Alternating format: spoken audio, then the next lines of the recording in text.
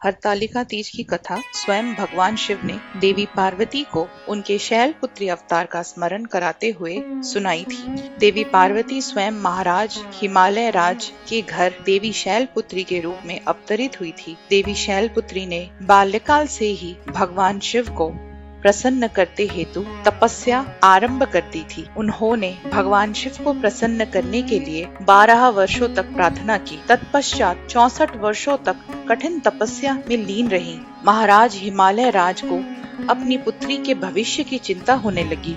एक समय नारद मुनि शैलपुत्री के दर्शन करने आए तथा उन्होंने हिमालय राज से बोला वे भगवान विष्णु की ओर से उनकी पुत्री के लिए विवाह का प्रस्ताव लेकर आए हैं। हिमालय राज ने भगवान नारद को यह वचन दिया कि वे उनकी पुत्री का विवाह भगवान विष्णु से ही करेंगे। भगवान विष्णु ने भी नारद मुनि के अनुरोध पर देवी शैलपुत्री से विवाह करने का प्रस्ताव स्वीकार कर लिया। ज्यों ही शैलपुत्री को अपने पिता द्वारा भगवान विष्णु से उनका विवाह करने के वचन के विषय में ज्ञात हुआ तो वे अपनी सखी के साथ घर त्याग कर चली गयी।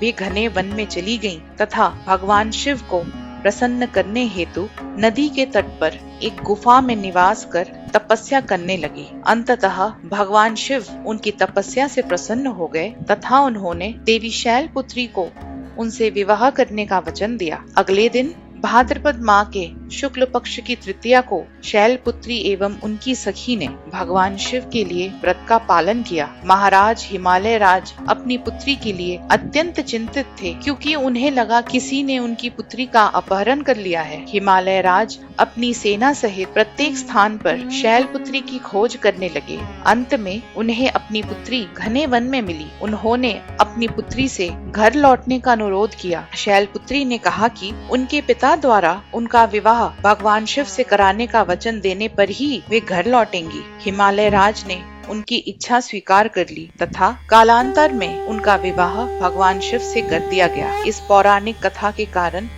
इस दिन को हरतालिका के रूप में जाना जाता है क्योंकि देवी पार्वती की सखी उन्हें एक घने वन में ले गई थी जिसे हिमालय राज ने अपनी पुत्री का अपहरण समझ लिया था। हरतालिका शब्द हरत एवं आलिका का संयोजन है जिसका अर्थ अपहरण एवं महिला मित्र है। विवाहित स्त्रियां पति की लंबी आयु और अविवाहित कन्याएं योग्य वर की कामना से यह व्रत करती हैं।